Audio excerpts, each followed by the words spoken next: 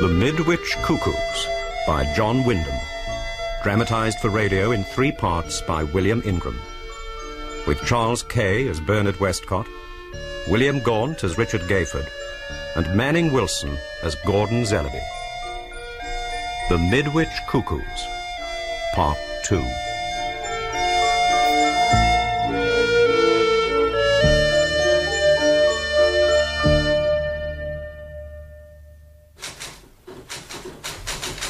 Dear Richard, I'm sorry, extremely sorry, that circumstances preclude well-deserved official congratulations to Midwich on the success of the operation to date.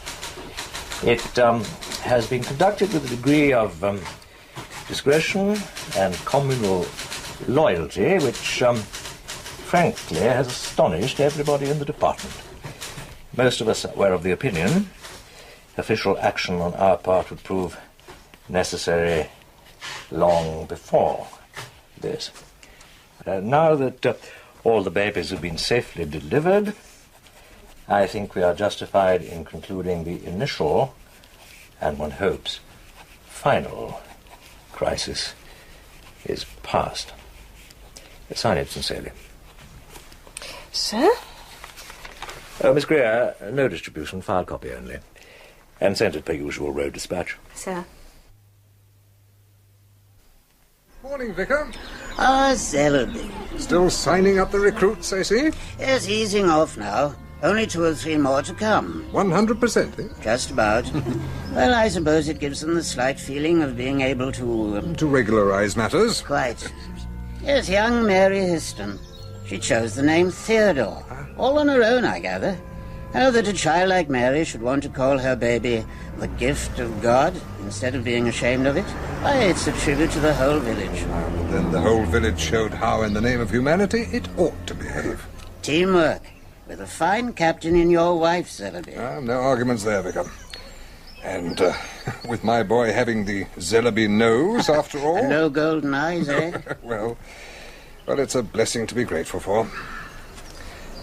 I have to confess things seem a bit flat after the battle. Battles are only the highlights of campaigns. Who's to say there aren't more to come? Who are these children, Zellaby? There's something about the way they look at one, those curious eyes. They are strangers, you know. I can't help it, but I keep returning to the notion it must all have happened as some kind of test. But by whom? Of whom? Well, how can one tell? With strangers. Oh, surely that's your daughter, Zellaby.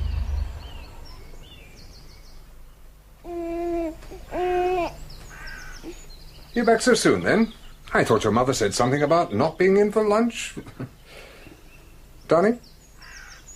You all right? You don't look at all... I will be, but if you just give me a minute. What on earth's happened? Well, the fact is, Daddy, I didn't intend to be here at all. Not at all. You mean you changed your mind? No. Unless I'm very much mistaken, I had it changed for me. Tell me, then. Alan rang at the last minute to say he couldn't get away from the camp. The place was generally getting me down, so I decided to treat the baby and myself to a change of scene.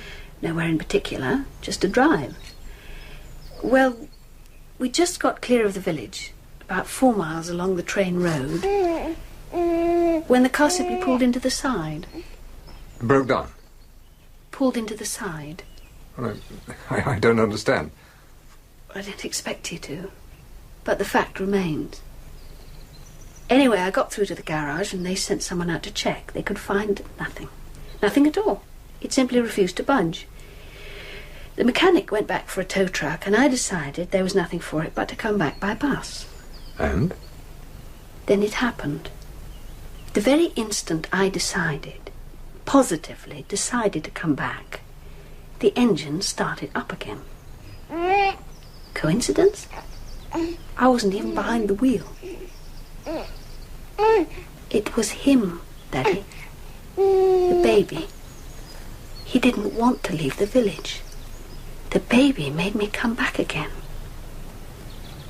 Daddy?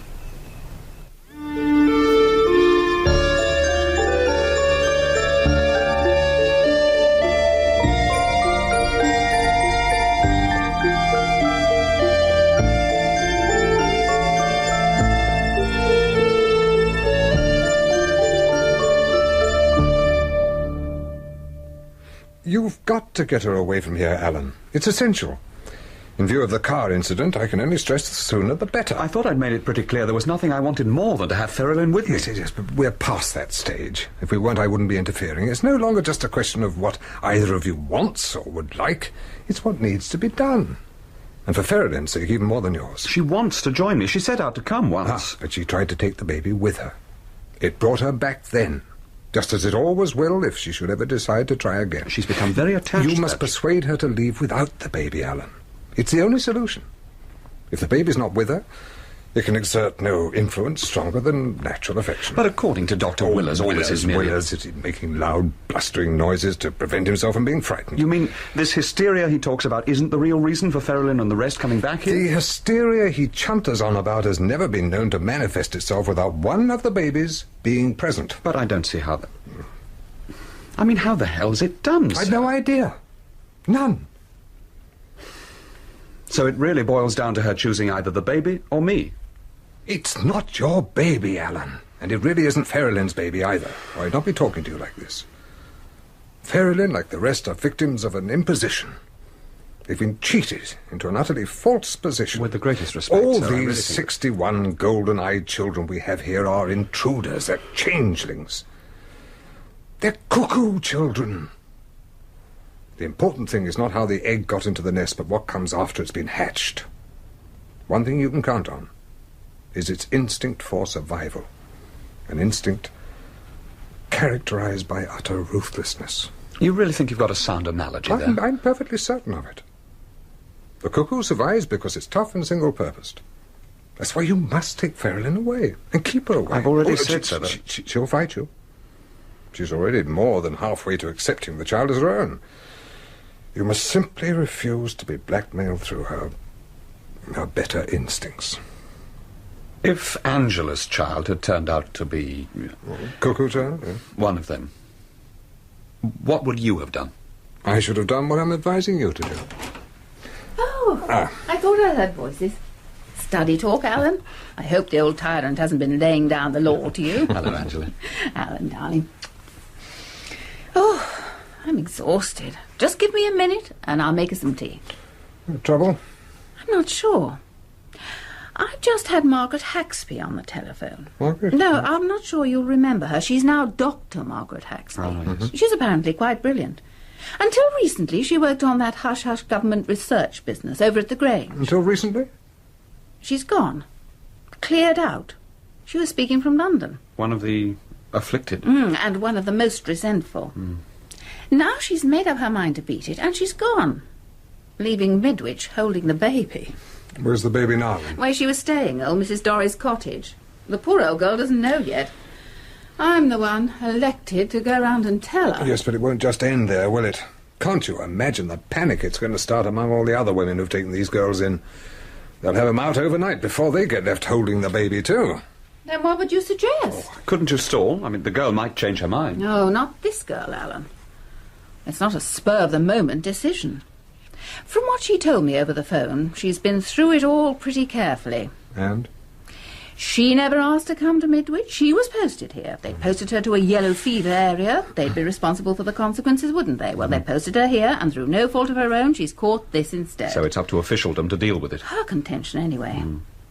As for the child, she repudiates it entirely. She's no more responsible than if it had been left on her doorstep. And certainly there's no reason why she should be expected to put up with the wrecking of her life or her work on account of it. She's certainly thought it through, hasn't she? Which makes our own predicament all the more urgent. Our? I've just been talking to Alan about getting Ferrelyn away. Once word gets round, there are going to be quite a few girls taking the, Margaret Haxby? Yeah, taking the Haxby girls' example, don't you think? Well, it could well make up their minds for some of them. In which case, don't you think it equally likely there'd be some kind of counter-move to stop the desertions? Counter-move? Oh, well, I doubt it would ever come to that. When it comes to publicity, you know how reluctant the authorities have been to... No, not by the authorities. Why? What do you Sir? mean? What would happen if the children are as opposed to being deserted as they are to being removed? The children? You're surely not suggesting I don't know.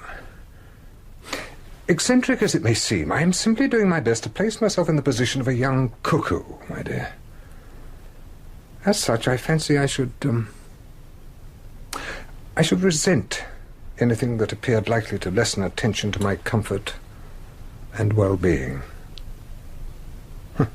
One doesn't even have to be a cuckoo. Extension 241.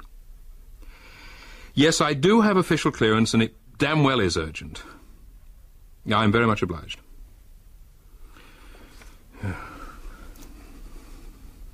Bernard Richard, we've got a panic on. Or something's cropped up. New developments. Now, I can't talk about it over the phone, and no, it's nothing I can damn well write about either. Look, I know there's a certain official reluctance, and you'd rather stick to the formula of let the village work it out for itself, but, well, we're just getting in a teeny bit over our heads. When's the earliest you can get down here? Earliest? Right, I'll get on to Zellaby and some of the others. Ugh, bureaucratic Burke. The survival rate of my deliveries, 100%, resulting in 31 males and 30 females of this special type, means that only superficial study has been possible. Some of the characteristics observed, though, were common to them all. Most striking are the eyes. Indeed. Although they appear to be quite normal in structure, the iris, to the best of my knowledge, is unique. The colouring being of a bright, almost fluorescent-looking gold. It's common to them all. The hair, noticeably soft and fine, is of a slightly darkened blonde shade. The finger and toenails are a trifle narrower than usual, but there's no suggestion of a claw. In general, the babies all appear to be perfectly healthy, although they don't show the degree of chubbiness we might expect at their age. The size of the head in relation to the body is that normally found in a somewhat older child. A curious but slight silvery sheen on the skin has given concern to some mothers, but this is common to all, and it would appear to be normal to... the cuckoo children. To the type. In conclusion, I'd just like to mention that Mr. Zellaby was from the outset of the opinion that the children's origin might be attributable to some form of xenogenesis. Doctor? The production of a form that could be unlike that of the parent, or more accurately, host-parent. Among humans, there's never been a case known. On the other hand, there's never been a known reason why it shouldn't prove possible. No known reason. But why the diffidence? Do you think the explanation hasn't naturally occurred to all those involved? No, Angela, my dear, The more I'm afraid- educated women, my own daughter among them, entirely accept the thesis that they're host mothers rather than true mothers. The less educated find it an element of humiliation and tend to ignore it. Yes, and in any event, isn't it high time we got ourselves up to date? Stop speculating about the cause and get down to the altogether more imperative matter of effect. It's why we've met here, isn't it? Yes. At least I pray to God it's why we've met here. Yes, What about the return of all the mothers and babies? All this compulsion business. You can't just ignore it and pretend it'll go away, Doctor. A form of hysteria, giving rise to collective hallucinations. It will go away. The hysteria syndrome again, Doctor? How can it be when all the mothers, educated or not, agree the babies can and do exert some form of compulsion? Yes, that's the important Now, those who were away didn't want to come back here. They came because they had to. I've talked to all of them. And what they all say is that they suddenly became aware of a feeling of distress, a sense of need, which they knew could only be relieved by coming back here. Classic. Look at the facts, and what do we have? A number of women are the victims of an improbable and as yet unexplained phenomenon.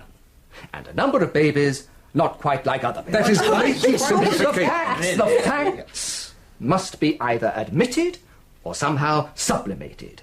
And the easiest way to do this is to sublimate the situation, to transfer the irregularity into an environment where it no longer appears irregular. That's In more this along the case, lines. uniquely so, Midwich exactly fills the bill. So they pick up their babies and back they come and everything's comfortably rationalised, at least for the time being. It isn't good enough, Doctor. It's time the situation was accepted, recognised. Not glibly or even learnedly explained away. No, we've already got the weaker will getting ridiculously superstitious about it. They're crediting their babies with mystical, magical powers. Yes, the whole situation invites Now, what we need is exploitation. an absolutely unbiased investigation. Quite beyond the compass of our local women's institution. Unworthy, Doctor. However well-intentioned. Well, that's what I've been saying. Then what would you suggest? Somebody should be making a thorough study of these children. There ought to be a team of experts on the job. Like the rest of us, I kept quiet before the births because I thought it was best for everyone. Well, we all did. And the mothers in particular. Well, you were right about that. That need is past. It's nothing less than a national scandal that such a phenomenon as this should be hushed up to the extent of going practically unobserved. Given these children, think of the opportunity for a study of comparative development we have here. Environment, conditioning, association, diet, and all the rest of it. We agree about What we have here is a burning of books before they've even been written. Something must be done about it. Well, gentlemen, all very rousing, to be sure. Old Willers can certainly hoist his colours to the masthead when he's a mind to. As you say, Selby. But still our mysterious guest from the ministry remains unconvinced. Not about the situation, only about the best course of action. Singularly missing to date. We thought a low profile might be the best for all concerned. Yes. The proverbial low profile. Predictable, frequently commendable, sometimes inevitable. But when the question of advisability is past, when the essential need for a more concrete kind of action takes its place... There's something new, something you're not letting on to the others. Is there? Oh, come off it, Zellaby. It's not difficult to see you're already one step ahead. But not always a reason for self-congratulation. Well, then, you have no choice. The fact is, while the good doctor has been peering down his microscope, getting to grips with the laboratory side of things, I've been rather more active in the field. I don't understand that. Richard, could you bring your friend here along to the cottage hospital, say about 10 tomorrow morning? I had planned on an early I'll start. delay it. You'll find it your best interest. Or should that be our best interests? It's a lovely evening, isn't it?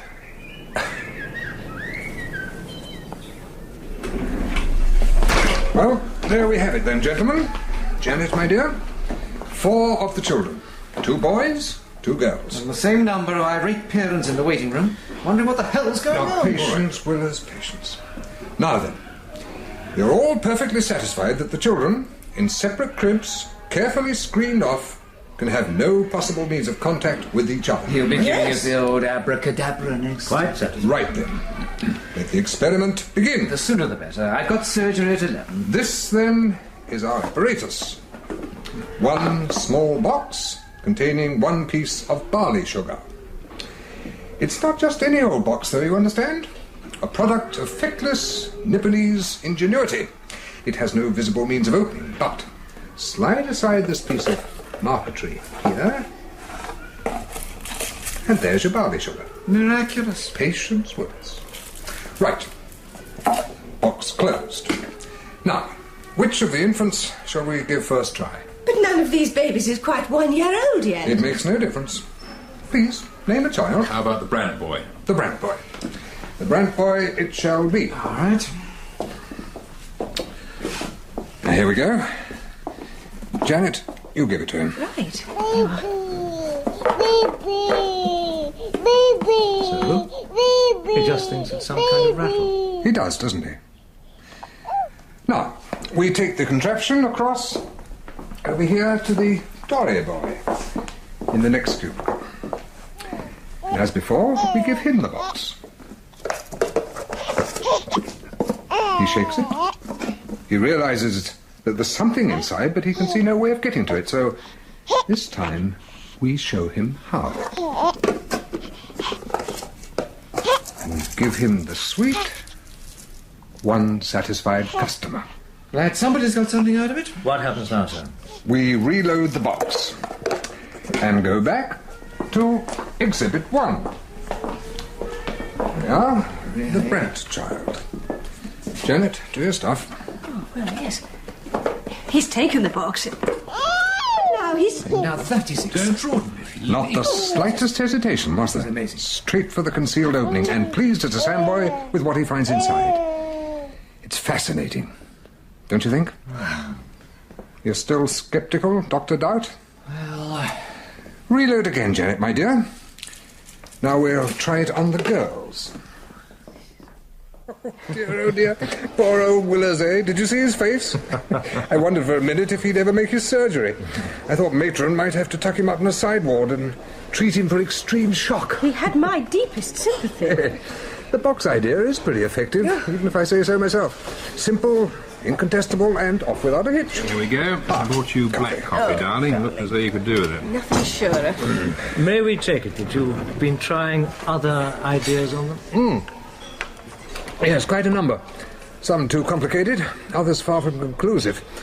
Besides, I hadn't quite got hold of the right end of the stick to begin with. Are you quite sure you have now, Zellaby? Because I'm not at all sure that I have. Oh, I think you have.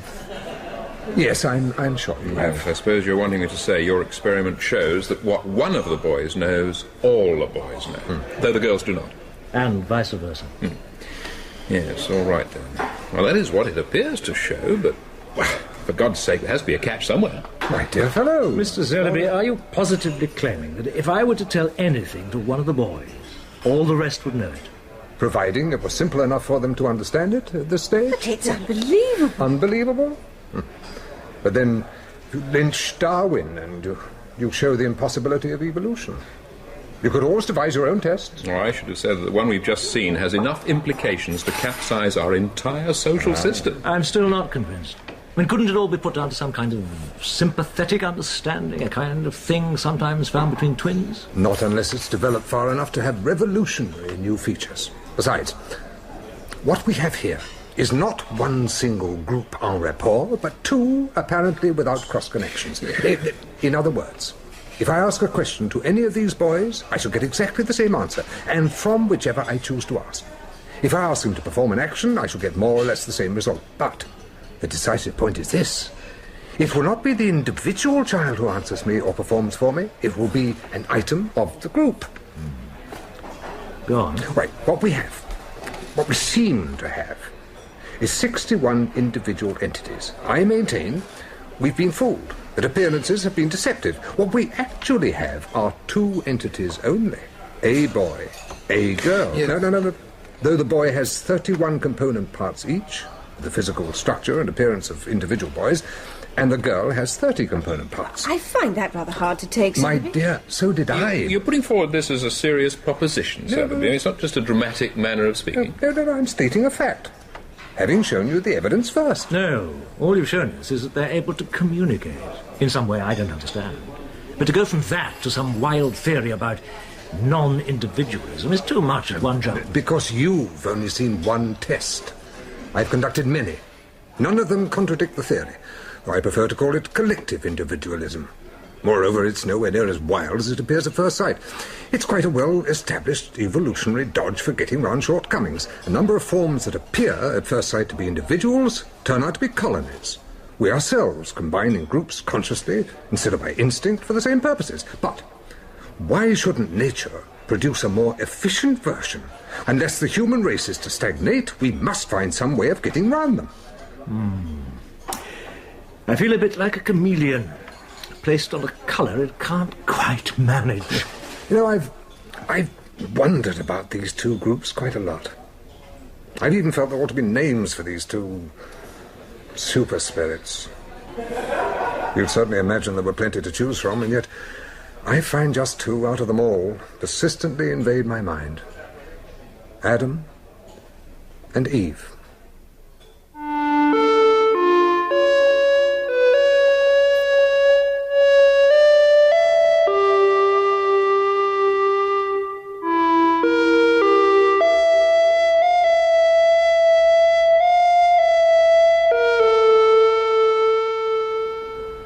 Thanks for the lift. No trouble. You should have stayed for lunch. I'd love to have, but they'll be all hell let loose the other ends of the day. Still, Yes? I wouldn't have missed the Zellaby magic show for the world. Oh, come on, that's not good enough. No. What can it all mean? Something. Nothing. Which is where we came in. I'll gee up the official interest, of course, but I'm still depending on you to keep your finger on the pulse, keep me informed. Except I'm not sure how much longer I'll be around to do that. Oh? Well, apart from already being way out of my depth, Janet and I may be moving on. What, leaving Midwich? Yes, this new agent of mine seems to be earning his 10%. Something he set up for me in Canada. The terms are all right, and Jan's keen. It's new horizons. It sounds very promising. You're likely to take it, then? After what I've just seen, Yes? it gets more likely by the minute. Gordon? Darling? Are you asleep? No, just hiding behind my eyes. And thinking about this morning. At the hospital?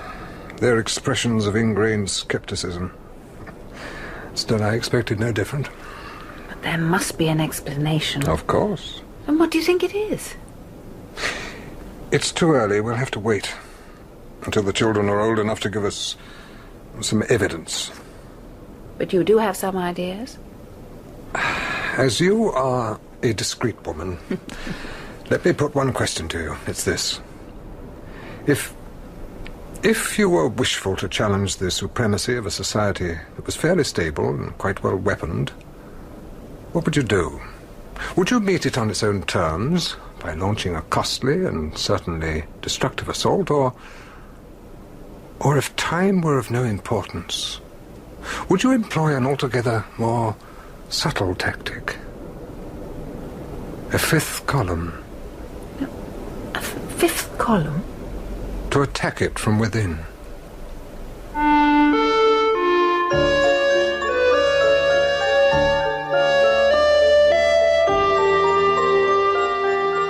In Part 2 of the Midwich Cuckoos by John Wyndham, dramatized for radio by William Ingram, Charles Kay was Bernard Westcott, Manning Wilson, Gordon Zellaby, and William Gaunt, Richard Gayford. Angela Zellaby was Pauline Yates, Ferrelyn, Jenny Quayle, Janet Gayford, Rosalind Adams, Alan Hughes, Gordon DeLue, Dr. Willers, Hugh Dixon, and Vicar Leebody, William Ingram. The technical presentation was by Gareth Watson, and the music specially composed by Roger Limb of the BBC Radiophonic Workshop. The Midwich Cuckoos was a BBC World Service drama production, directed by Gordon House.